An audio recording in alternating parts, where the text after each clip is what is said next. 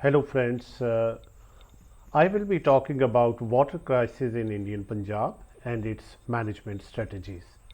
In fact, Punjab, of course, geographically a very tiny state of India, but is agriculturally most advanced state, and it is known as food bowl of the country. So any water crisis in this state that will be of concern not only at the national level, but I should say at the global level as well. So the question is why this water crisis is there in Indian Punjab. Before that, this is not only the situation, crisis is not only the situation in the state or in different states of the country, but at the country level itself. For example, 2016, it saw the worst ever water crisis in the country, and all the reservoirs, they were depleted, they were empty, and in one part of the country water had to be transported through various means, and particularly it was first time in the history of the country that water was transported through a train, and train was then called as water express or Latur express train, which carried water. But the question is, to what extent we will be carrying out this water to the parts of the country where drought conditions are there. But strangely enough, the same 2016 year, it saw the worst ever floods in some parts of the countries. Now, why did it happen, or why does it happen? It is because we never bothered, we have not bothered, we are not bothering, and we don't intend to bother about the destruction of the catchment areas of the water bodies. The catchment areas are nude or without any vegetation, and this is happening that whenever the rains are there, we are not able to manage that rainwater that leads to flood like situation. And if just have a look at the water availability, presently we are having around 1200 cubic meters per capita water availability. Now the question is, we have already crossed water stress line where we are feeling water stress, and now we are quite nearing the water scarcity line, and water scarcity line means that there will be difficulty in getting sufficient quantity of water even for our drinking purposes. So this is really a very tedious situation at the national level itself. Now, we used to say that water is a renewable entity. God has provided us with a water cycle which renews water availability to the people, and everybody this water cycle. But now, my question is water a renewable entity? So, answer could be perhaps not entirely 100%. It is not now 100% renewable entity, because the water cycle which the nature has provided us, that has been disturbed. We have gone for deforestation that has led to decreased evaporation, decreased transpiration losses, and ultimately decreased precipitation. Not only decreased precipitation, but I should say the spatial distribution, temporal distribution of rainfall has been affected much, and ultimately there is increased overland flow due to denuded hills, denuded land, and that results in not only it results in flood like situation, but we are not able to manage, we are not able to capture this water. So most of this water is moving towards the oceans. Now coming to the Punjab, as I said, agriculturally the most advanced state of India, and it is hub of agricultural activities, the highest productivity of green crops, highest productivity of other crops, and its name itself suggests Punjab means it is land of five rivers, but unfortunately now it is no more land of five rivers. After partition we have only three rivers, but even those rivers don't carry much of the water. It becomes a sort of, it has become a seasonal, I should say, stream, something like that. And presently in Punjab we are dependent on groundwater for irrigation to the extent of 78%. 78% of water for irrigation purposes is extracted from the groundwater.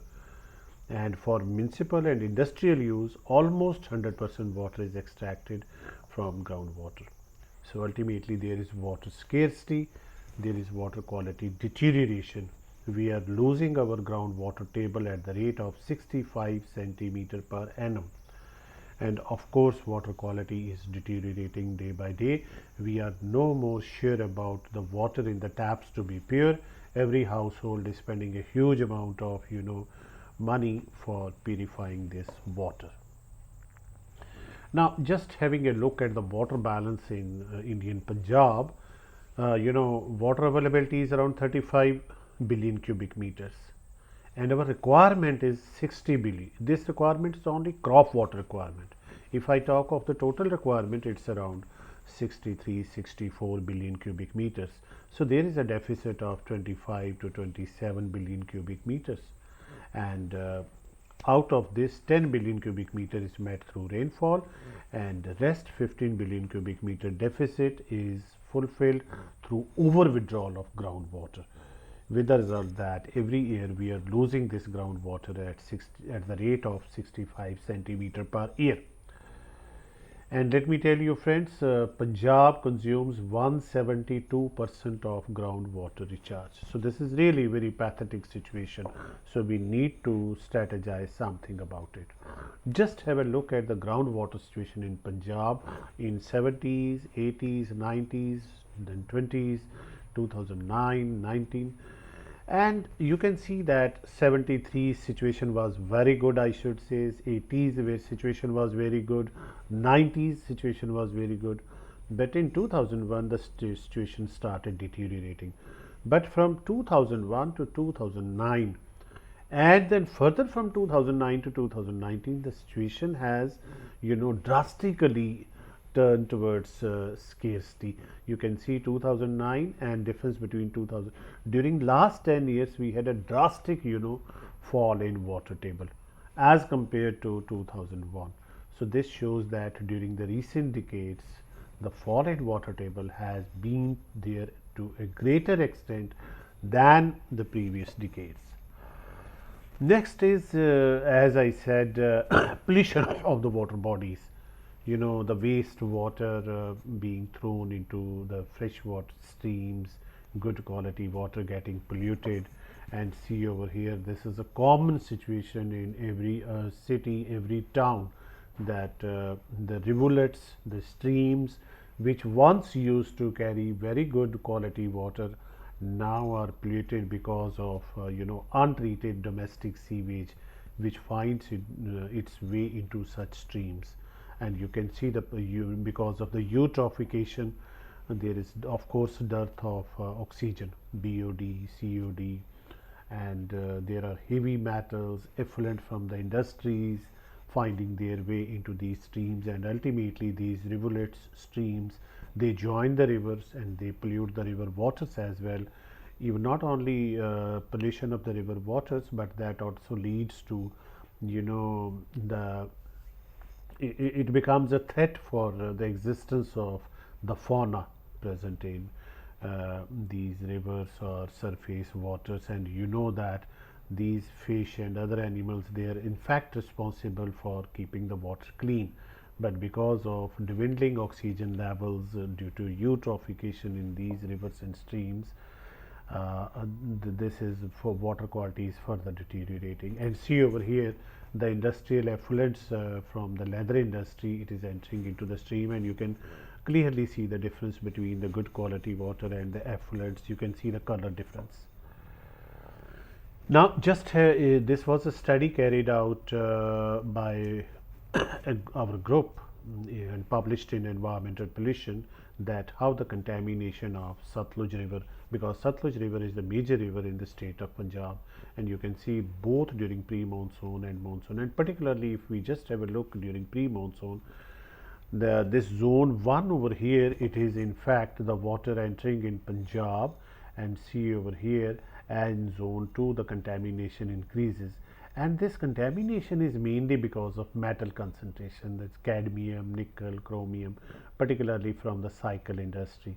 So this metal contamination was higher along the transboundary of Satluj river, during both pre-monsoon and monsoon seasons, and particularly, yes, of course, higher during pre-monsoon, because after post-monsoon there is some dilution of this contamination. And contamination higher along the transboundary, followed by the area from the confluence of contaminated drain, where the drain it joins the rivers. So this is the situation how the river waters are getting polluted. Then if I talk of water contamination in the village ponds, we had the village ponds. In every village we have two ponds. One is here. In many villages we have two ponds, and these village ponds used to be the lifeline of the village. Not only lifeline of the village, but these used to be, you know, the groundwater recharge points. But with the advent of time, the runoff water carrying silt along with it, and you see over here the cow dung and other household waste being dumped at the banks of these ponds. They also find their way into the ponds, thereby this finer material it has clogged the surface of the ponds, and now the ponds they never dry up. That means the water is not recharged into the ground, and these ponds have become defunct. There is stinking smell over here, and people these ponds now rather have become headache for the people, but we need to revive these. Now the question is, let us strategize that what should be our strategy for sustained water availability. So first thing is we have to improve our existing water availability. Then whatever water do we have to make judicious use of it. And third is our water resources, whether it is groundwater or canal water, they need quite management, they need maintenance. Now, for improving existing water availability, we should have a three-pronged strategy. First is rainwater harvesting. We don't have, unfortunately, any policy in at the country level, at the state level, at the village level, or in the cities. We don't have rainwater harvesting policies. So we will have to go for rainwater harvesting in rural areas, where we are losing, in general we are losing 15 to 20% of rainwater, and when the rains are above normal, we lose more rainwater which goes as runoff. But in urban areas the situation is more grim, because most of the urban areas they have been concreted, so infiltration of water into the ground has been negligible, and 80 to 90% of rainwater it goes into the as runoff, which actually should have gone into the soil, into the groundwater, and recharge it. So we need rainwater harvesting. Not only harvesting, we need to think that whether we can store it or we can recharge it into the ground through such type of, you know, these such type of recharge structures. And then, you know, we have a potential of around 2 billion liters of wastewater every day. This is the total, you know, potential in the state. This water instead it goes into the rivers, it pollutes your surface water sources, and it's a wastage of water also. Why not to treat it? So we need wastewater or sewage treatment, and then reuse it for irrigation or for some other non-drinking purposes, of course. So some strategies over here that in rural areas we can harvest rainwater through existing village ponds. These need to be revived. We need to you know, have such type of sedimentation tanks, so that whatever the residues, may be suspended residues or otherwise, they get filtered over here, and I should say without any suspended particles or something, water enters into the village ponds. Before that, these could be, you know, desilted also, so as to increase their seepage also. So these village ponds need to be revived to improve their you know, groundwater recharge capabilities. Then in rural areas we can also store the excess runoff water in dugout type of you know, ponds. And if you have some hilly areas, we have around 5% area in the state which falls in the Shivalik Hills region. So there we can have embanked type of ponds. Then we had very good drainage system in the state, but unfortunately again these drains have not been maintained properly. These have become defunct. We need to revive these drains because excess water used to be diverted into these drains, with the result that these drains also acted as recharge points. And then of course, so these were the ex situ rainwater harvesting techniques in rural areas, and in situ that means we will have to ensure that whatever rainwater comes, it infiltrates into the soil. So for that we can use this surface mulch material. Also we can use some practices whereby the water does not go out of the field. So this is how whenever the high rainfall or rainfall is there, so most of the standing water in rice fields can be diverted to such dugout or ponds and later reused for irrigation purposes. In urban areas also we need to go for rainwater harvesting because as I said, 80 to 90% of the rainwater in urban areas goes as runoff water and it ultimately goes out of our hands. So one is very good rooftop rainwater harvesting, and it could be used for storage purposes, it could be used for groundwater recharge. Techniques are there, nothing to worry about. The only thing is the will of the people, the will of the policy makers, the will of the government to to implement these technologies. So here whatever rainwater you harvest, you can either go for recharge or you can store it. Similarly, we can do it at the community level, from particularly from the spaces, no building spaces in grounds and all that. So there could be possibility of double supply system of drinking, non-drinking water, because once you recharge this water at the community level, or this water could be harvested in big tanks at the community level, and later on this can be resupplied to the households through another distribution system for non-drinking purposes. And then similarly, treatment of sewage water, as I said, there is large potential of sewage, this effluent water, wastewater. We need to treat it, but presently what is doing that, whatever small isolated efforts are being made to treat sewage water, those are again thrown back into these streams or rivulets which are already polluted. So many people think that this is a practice which can dilute the contaminants in such polluted waters, but my belief is if you are treating it, instead of throwing it into these streams or polluted streams, why not to carry this water for irrigation purposes? Why not to carry this water again for toilet use in the households through a separate pipeline system? So we need to have a policy over here. And this is a typical example in my own house where I have constructed underground tank, and the whole rooftop runoff water is being diverted through this sedimentation tank into the main tank, and ultimately I have even preserved my space also. This is underground tank and this is covered with grass, green grass, so I didn't lose my space, but at the same time I am harvesting the rooftop rainwater around 30,000 liter capacity, and it gets filled up twice or thrice in a year depending upon the capacity. So at least I should say I can 80 to 90,000 liters of water I can harvest and reuse it for irrigating my lawns, for washing my cars, and I am very happy for that.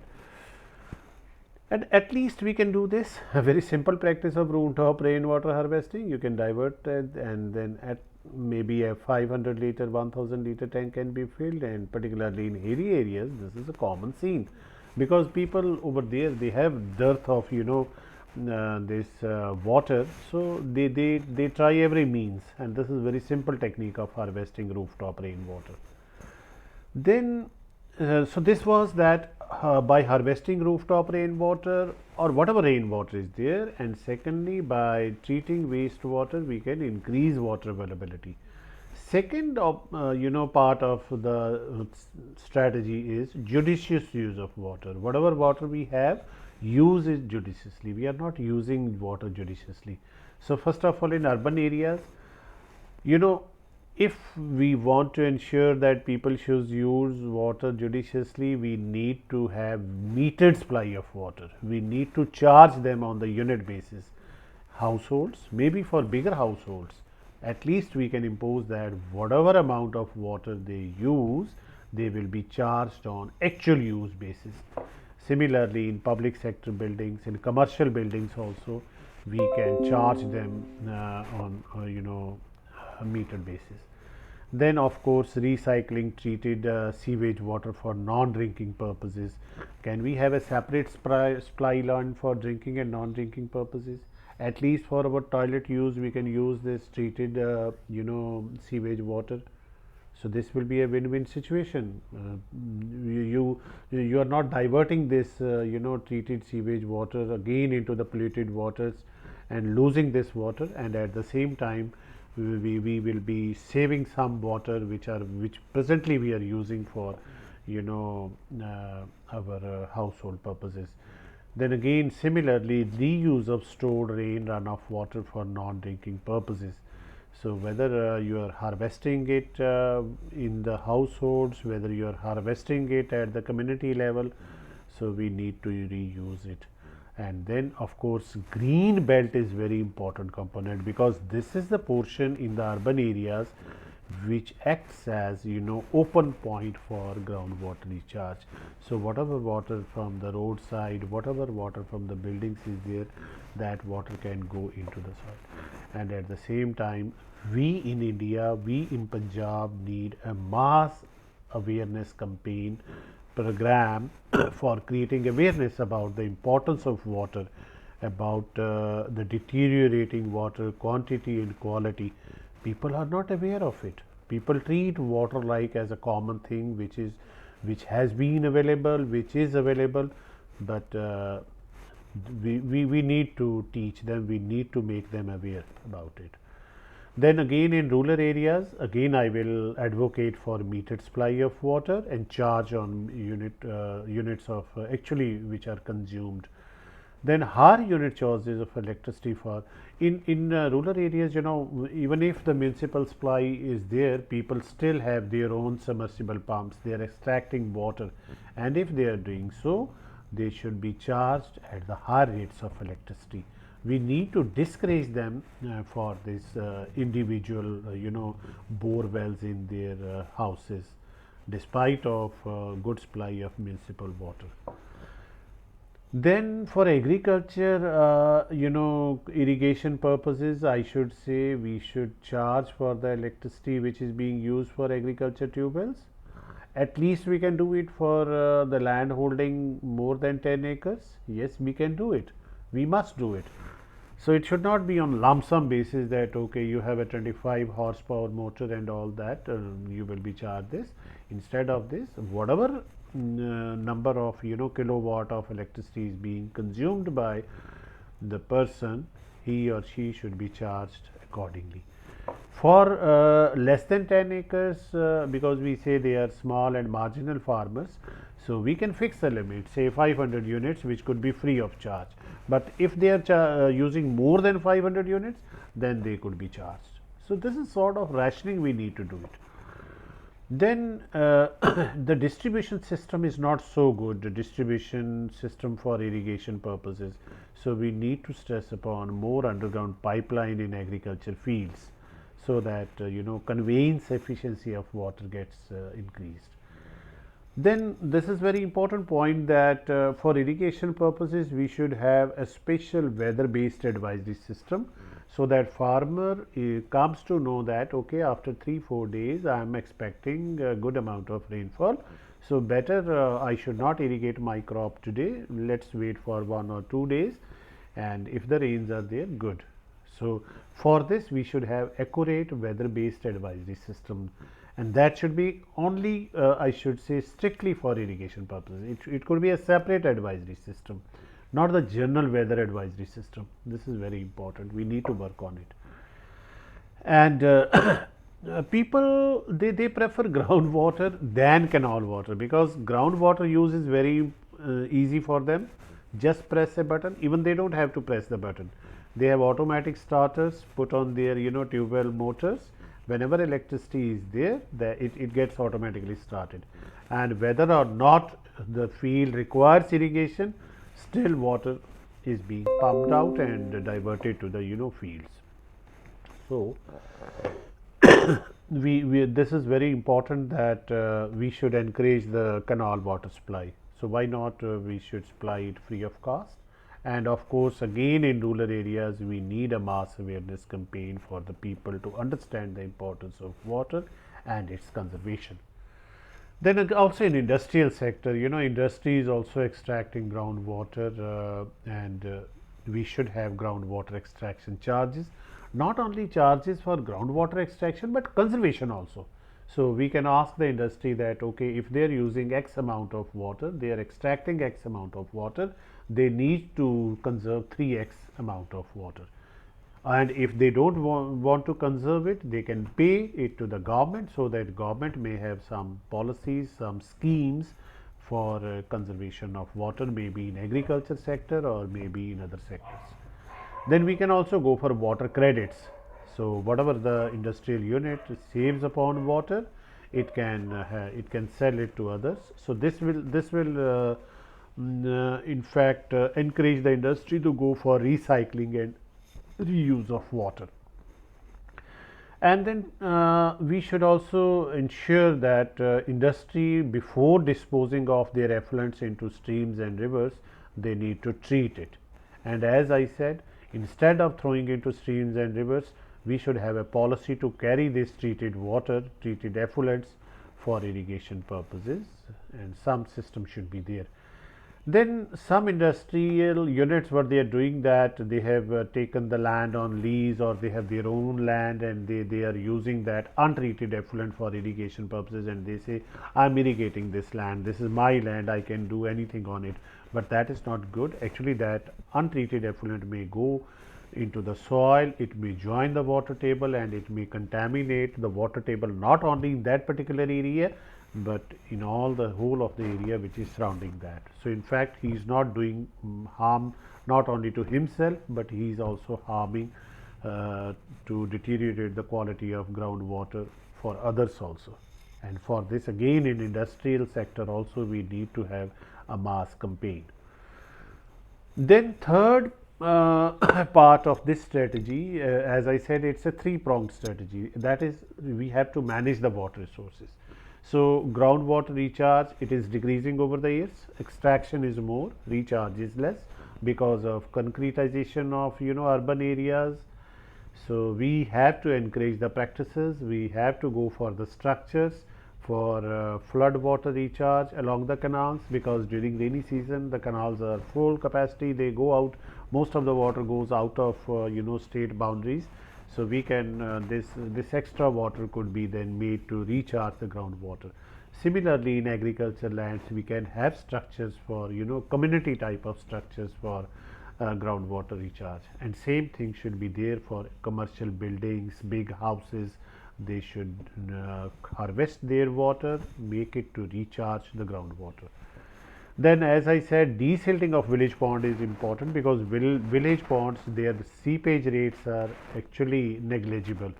So we need to improve it. We have to desilt it, and so as to improve the seepage rate, and so that water may get filtered automatically, because soil itself, it's best filter for the water, best cleaner of the water. Then in southwest Punjab, we have poor quality waters, but because of the vast network of canals and seepage from the canal system, the surface waters or shallow waters, they are good quality water.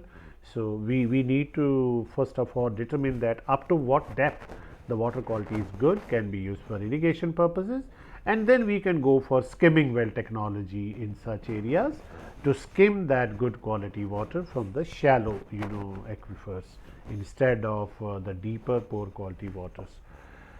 So also I should say that this is my personal view, that we need to cap the number of tube wells with respect to the land holding size.